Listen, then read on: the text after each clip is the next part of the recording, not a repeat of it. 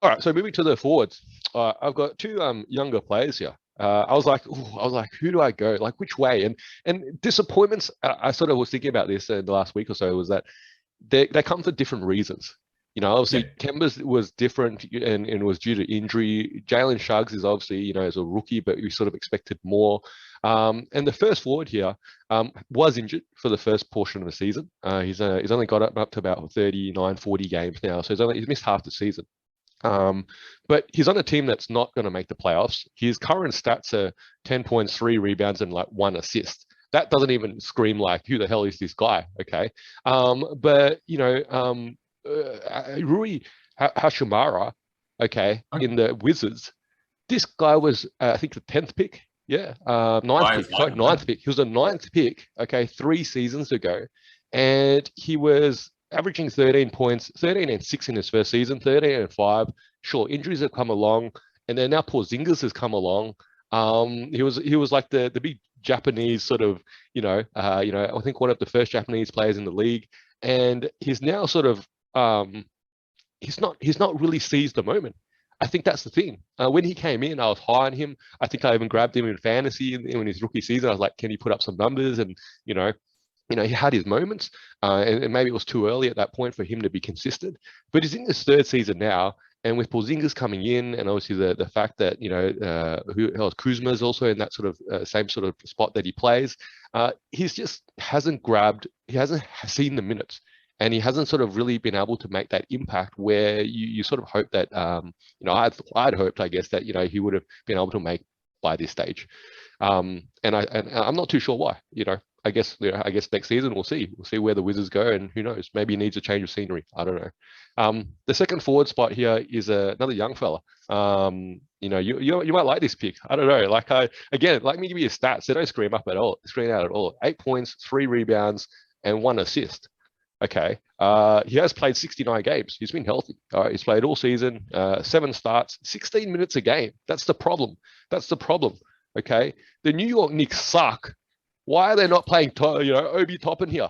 Why are they not playing this kid? I know that Randall obviously plays a similar spot or the same spot as him. Okay. But their season was lost, 20 games ago. That was the Hmm. thing. Their season was lost 20 games ago, and they only decided, oh, our season's lost, with like, 8 games to play. Okay. And obviously when Randall was shut down due to injury, okay. And obviously at that point, this kid now obviously has had a few starts now in the sort of the last end, last half of the season, okay, in this last quarter of the season in a sense. He's putting up like 20 and 8. Okay, he's putting up 20 and 8. Give him minutes the whole season long. You would expect like at least a 15 and 8. That's the sort of stats that he has in his second season. Okay, this kid, as woeful as his dunk contest was, and his winning was, all right, this kid can probably play. That's the key. This kid can probably play, but he needs minutes.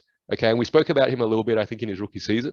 All right, and this season again, the Knicks are woeful. All right, why have they not giving him minutes? That to me is a huge disappointment. No, it's valid. I mean, opportunity as well is another factor of this disappointment. Sometimes people just don't get it. Um, it'll thread in. Real quick, you were mentioning all these stats, and then a player came to mind that I didn't select, and I just want to honorable mention or dishonorable mention on this one. Marvin Bagley, the third, averaging now in his new team of Detroit, where he is freed, 15 points and 7 rebounds, which is actually right in line with his career averages anyway. Considering he's playing with Cade Cunningham, he hasn't played a lot of games though. He's played 18 and he's only started 8. But you know what? Like if you can't pump up stats on 2 bad teams like that, I'm not really sure what you're doing. And obviously, it's the context of where he was selected. We're talking 8 on one side, Luka and Trey on the other. It's a bad look. But that wasn't my pick. I'm going to start with the easy one, the one that requires less explanation. Then my next one's a doozy. Julius Randle, because we're talking about the Knicks. We seem to love the Knicks this season. They're very disappointing. You're talking about a player last season who had an All NBA and then got the bag for having an All NBA, and then has rocked up at work this year with a little less effort, but his stats are relatively the same. But it's just the fact that all of a sudden all the publicity that he got, he loved getting all the praise, and now he had issues with the fact that, hey, why are the New York fans annoyed that we're losing and we're not fourth in the East anymore? And he has the big outlash with them. And I would not be shocked if he doesn't even see this contract through. I think that that's disappointing. I think that's, when New York had a reason to be excited, and it's literally taken away within a season. So that's an easy pick for me, or at least it was. The next one, we're going to do a quick number crunch, okay? We're going to do a quick number crunch.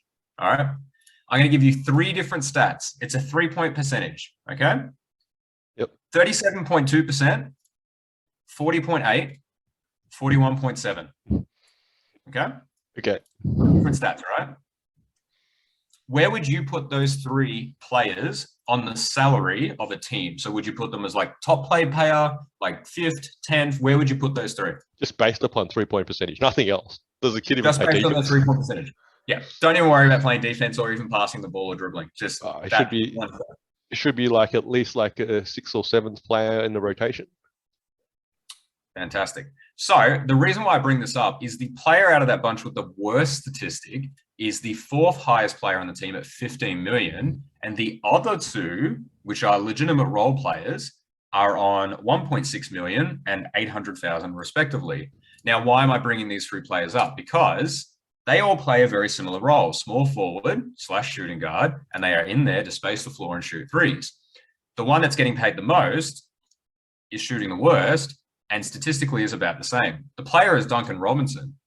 Collected a really big bag to be a 3-point shooter at a pretty hefty age as well. Like, we're not talking about a young player here. We're talking about someone who's 27 years old who just got paid, essentially 15, 18 million a season. He's in there to shoot threes. That is really it. And he is averaging 11 points, 2.5 rebounds, and 1.6 assists. Max Strus is averaging 10.6 points, 3 rebounds, 1.4 assists, and shooting better from 3. And Caleb Martin is shooting 41% from 3, the best of the bunch, and also averaging 9, 3, and 1. Robinson was pulled out of the starting lineup when they had a bit of a deficiency. He's always had a defensive liability. But the reason why it's a disappointment is he really needed to just maintain, and he's actually struggled to do that. And ironically, 2 other players that the Heat acquired, far cheaper, like we're talking a 10th of his salary, are doing the exact same role as he is. And it's one of those disappointment things of what is the potential of the team because of that acquisition, right? Because they've got 2 other shooters that do the exact same thing.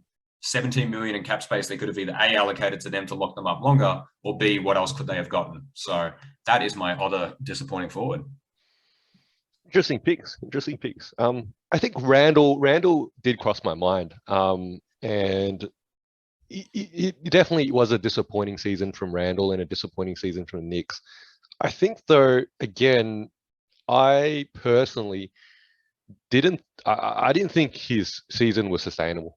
It wasn't like Randall was now suddenly going to be a lock to be an all-star for the next 5 years. Okay, he had a really good season. The Knicks had a really good season. And I think some of their signings really didn't pan out. Obviously, Kemba, we'd covered earlier, didn't pan out. Evan Fournier, okay, as well as he played for France in the Olympics, okay, he comes over to the Knicks and really has done nothing all season. Like, they would have better off not signing him, frankly. They would love to have done that do-over, I think, okay? So I think to sort of, put it all on Randall, I think it was a little bit harsh. I think it was sort of like, look, it was always going to regress back to the mean, okay? And I think that's why I hadn't picked him so much on my list in a sense.